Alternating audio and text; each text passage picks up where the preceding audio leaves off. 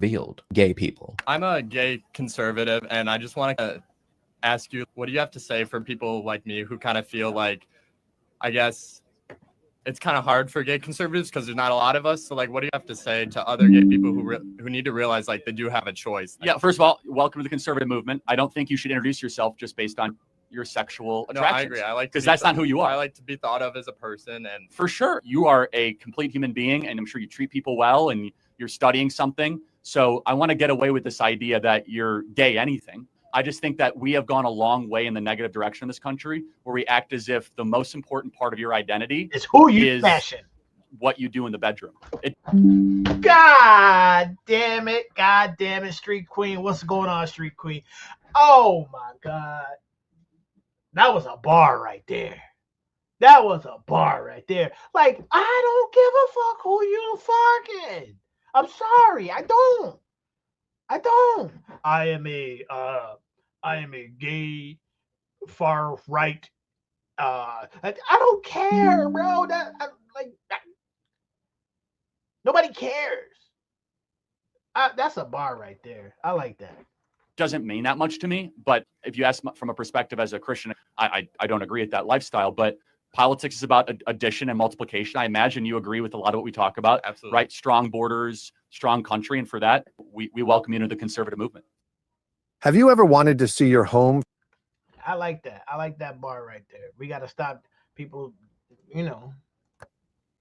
That's who they call homophobic. Oh, well, he said he doesn't agree with that lifestyle and he doesn't like gay marriage. That's fine. You don't have to think 100% with me on board. And just because you don't like what gay people do doesn't mean I'm going to write you off as a bigot, homophobic person. And then like, boom, just not going to talk to you for the rest of my life. No, that big of a deal. Trans people. I just want to say I'm a transgender male. What age should kids be able to get things like hormone therapy? Because I don't know what's true, what's not. Tell me, are you comfortable telling me your story? I've known that since like 3rd grade, and I'm currently 19, almost 20. I've known basically since then. I didn't start going by like a different name until 7th and 8th grade. I just don't know, like, with the whole medical stuff, like what's true, what's not. I'm gonna let this person finish, but Charlie gets called a transphobic bigot. The crowds get called transphobic bigots. There's a trans person that went through that crowd, is asking a question. No one's heckling them.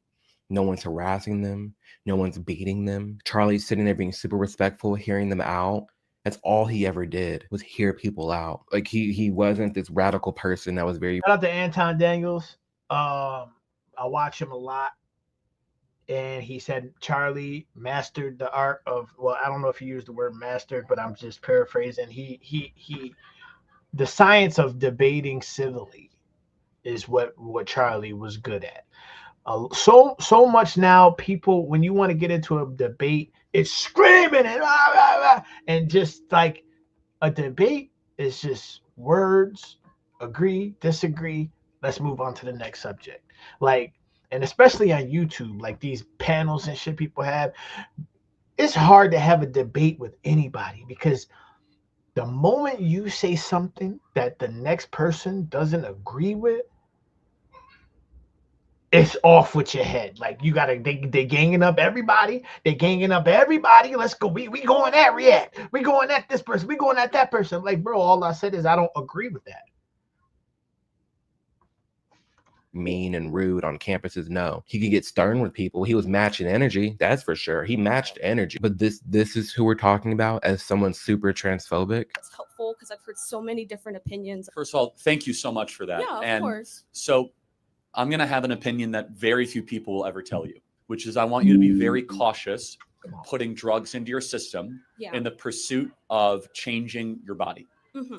I instead encourage you to work on what's going on in your brain first. I think what you need first and foremost is just a diagnosis. Mm-hmm. Just someone that is going to listen to what you've gone through, listen to what else is going on. My prayer for you, and again, very few people will say this, I actually want to see you be comfortable in how you were born. Yeah. I know that you might not feel that way, but I think that is something that you can achieve.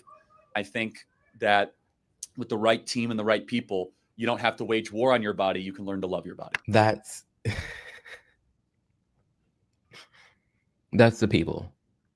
That's who someone that people are calling transphobic bigot. Someone like that in an interaction like that. Respectful, calm, telling a person how they feel. Racism. You are here in the wealthiest country ever, Yes. at an amazing university with all the opportunity imaginable in front of you. And all you want to do is look backwards at everything that prevented you when you are a glaring example that there is no systemic racism and you can actually achieve your wildest dreams. Whoa, I never said that. Hey, I'm not the only black person who exists out there. There's so many people who this culture is affecting to this day. Do you know black Americans are the richest black people on earth? What statistic Africa. is that?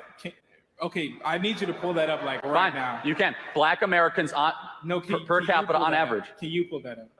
I mean, I'm hosting an event right now. I don't know what to tell you, but anyone can fact check me on this. So you cannot find a black majority country or any country where black people have significant representation where they are as wealthy, because even the poorest people in America are in the top 5%, the top 2% of wealth around the world. And so my whole belief is stop acting like you're a victim and start making better choices. That's not racism. I am my ancestors' dream. It's not. It's not. It's not. My grandfather says it. My grandfather says it.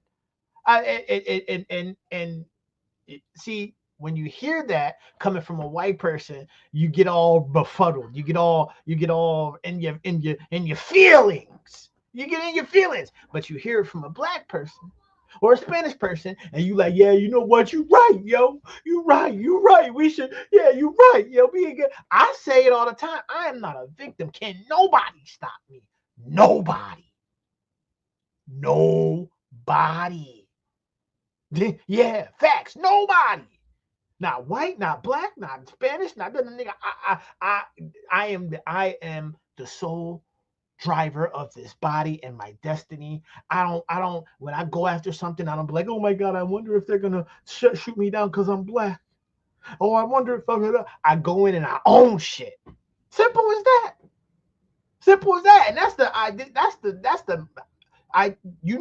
mindset you need to have. Fuck all this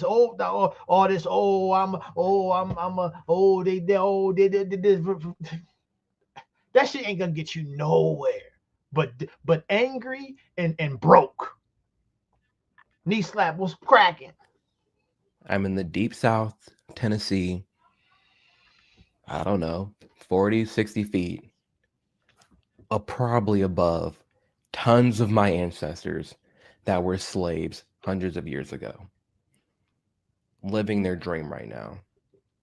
Facts. I am my grandfather's dream, who could not speak openly like this. Probably. Go ahead. Who actually dealt with the Jim Crow laws, who actually dealt with the real racism.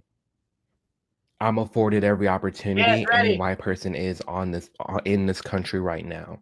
Are there economical differences? For sure. Are there some systemic things that we can get into? For sure. But I'm not going to sit here and act like I don't have it better than every other generation of black people that have come before me in this nation. I have it better. We all have it better. We genuinely do. I don't understand how people can sit here and call Charlie Kirk a racist when even back in 2018, 1920, hosted events like the Young Black Leadership Summit, where he would take 200 to 300 young black people all across the United States, invite them to DC, invite them to meet the president, invite them to the White House, invite them on this journey in this conference to learn more about the black history in this nation from other black people, to hear about stories that aren't taught in schools, to see a different side of our past as victors and not victims. You know, being not a racist man. Affirmative action.